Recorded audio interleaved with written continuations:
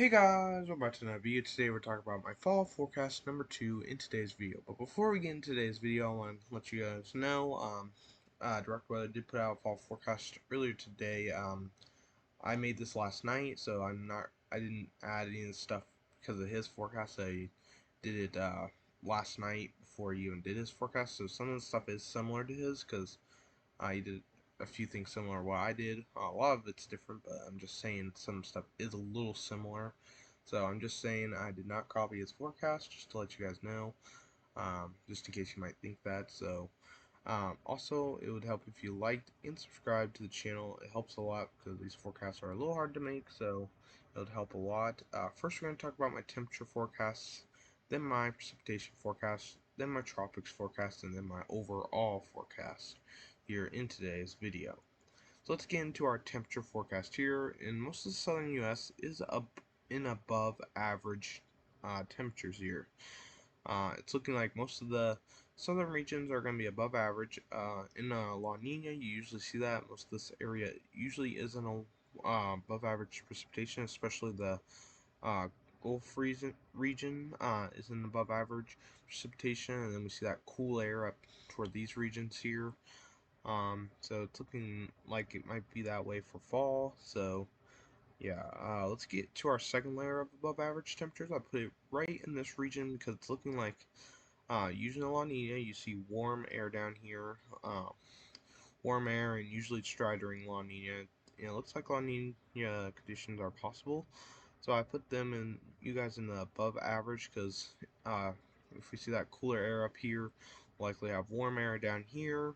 So most likely this will be the area we'll have to watch for most of the warmest temperatures at. So, but we are going to have to watch another area where we have that other layer of above average right over here because it's showing right around that area. Looks like it's going to be a little bit above average in temperatures. Looks like it's going to be pretty warm for most of the fall months right in here, so I was confident enough in putting a second layer right in there.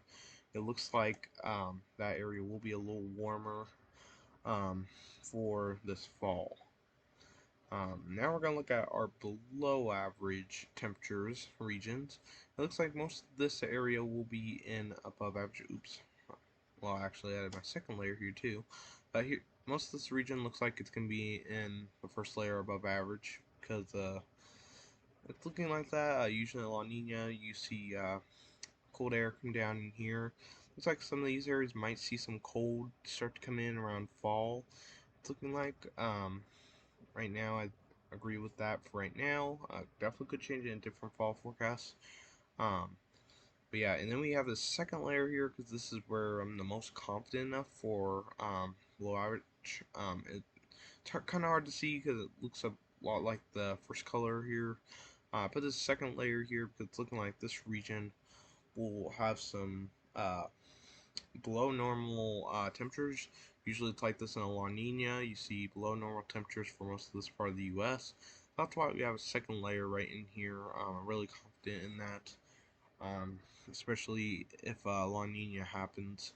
Especially confident that this area will be the most below average, more than these areas over here in the first layer. So I'm not confident enough for a third layer quite yet. It could be added in the next forecast, but right now it's just two layers here of below average temperature wise.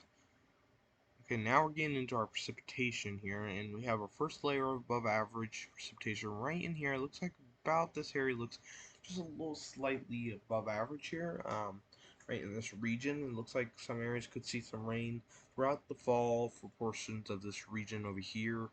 I think especially right in here, we'll see the best chance of any rain.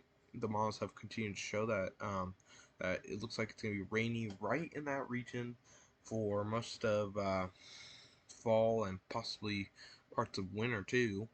So that's why I'm confident enough in putting a second layer right in there. I just think I'm very confident that that area will be the most above average out of all areas of seeing above average precipitation here in this region. We also have a second area of above average precipitation right in near the southeastern United States. Here we see most of the areas in above average, just slightly above average. I'm not confident enough. Last forecast we did have 2 layers of above average here, right, for this region. Now I'm not as confident in that. According to the models, they've kind of changed a little bit. I still think we will have some tropical activity in here, so that's why I have you guys in the above average here, and I even put them into the second layer above average because of the tropics. Usually you see a lot of rain with the tropical system coming in. You usually see a lot of rain, so that's why I put you guys in the above average precipitation because of the tropics and everything. So, but the first layer goes all the way up to here because it looks like some areas sometimes could see above average rain, so that's why I put you guys only in the first layer. I wasn't confident enough to put you in the second layer, just because the stuff has changed since our last fall forecast here. Let's look at our other area of below average. Right in here, this area looks like it's going to be pretty below average. I had this in last forecast. This area was about in below average, and I still am confident enough in below average. Right in here, it's still showing that, and if it continues to show this, we might add a second layer in here. We didn't add it in this forecast, but it could be added in the next forecast if the models continue to show this. Um, and during a La Nina, usually you see dry conditions right around this region here. You usually see dry conditions, so that's why I feel confident enough in putting a below average first layer, and we might have second layer maybe in next fall forecast. Kind of depend if stuff changes or not. We also have a second area of below average precipitation. Up here, it's looking like it's going to be a little more below average now. According to some of the models that I'm looking at, shows it's going to be a little more below average. Usually in La Nina, you see above average down here, dry air over here, wet conditions up here. And it looks like this area just looks mainly, it doesn't look like it looks like it'll get some precipitation at times, but it looks like most of this area will probably be dry for parts of the fall. I'm not confident enough in the second layer because it shows at times there will be sometimes above average rain, so that's why I just put one layer here.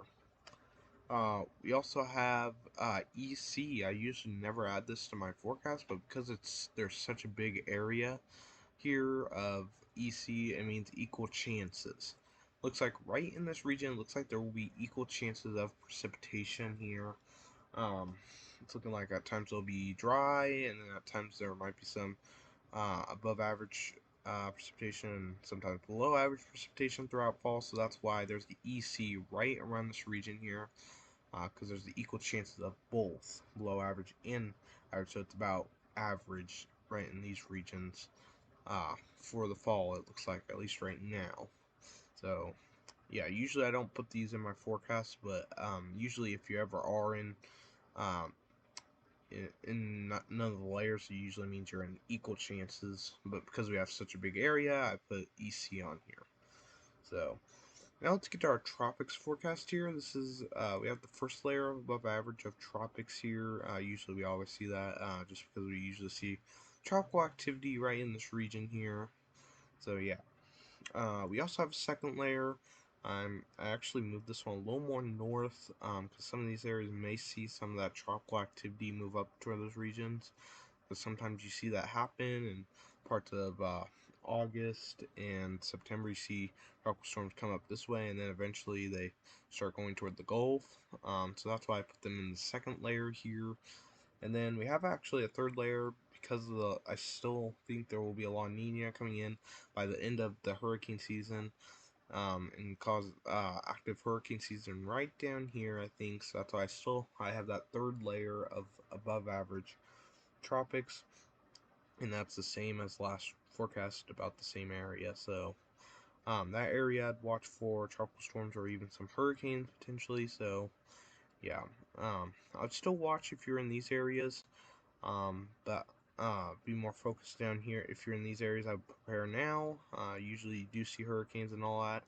Most of these areas always see usually tropical storms sometime usually, but yeah. Let's get into our overall forecast now. Um, here, let's start off in the northeastern United States. Here, cool and wet, or northwestern United States, sorry, not northeastern. Cool and wet. Looks like over there will be cool and wet. It looks like it's gonna be pretty wet with the above average precipitation, and it looks like it's gonna be cooler up there. So it looks like it's gonna be mainly cool and wet right in that region here. Right in that region. Just east of there, we see some mountain snow. We might see some mountain snow with some of that above average precipitation and that cooler air, so we might see some mountain snow right in that region there, in some mountain snow. South of there, we see warm and dry. That's where it looks like it's going to be mainly warm and dry for this fall. So it's looking mainly warm and dry because of the above average or temperatures that I put in here and the below average precipitation I put in here. So that's why I put warm and dry. We're going to go northeast to here to cool. Pretty big area. This area looks like it's going to be mainly cool. Precipitation wise, it looks like there will be equal chances of both stormy and dry at times. So that's why we have it named cool. So yeah, because it's going to be a little cooler than normal. South of there is stormy. This was big in our last forecast. This stormy actually extended all the way north. Now I moved it a little more south here now because looks like most of the above average precipitation has moved a little more south here. And this area looks like it's going to be pretty stormy. Um, Especially right in here, I would be watching for stormy conditions because that's in La Nina. You usually see above average right around that region about usually. So stormy conditions possible right in this green region. So yeah, because of the above average precipitation. We go a little more south there. It's track the tropics. Moved this section a little more north, as you can see. So it's a little more north of what it was at first.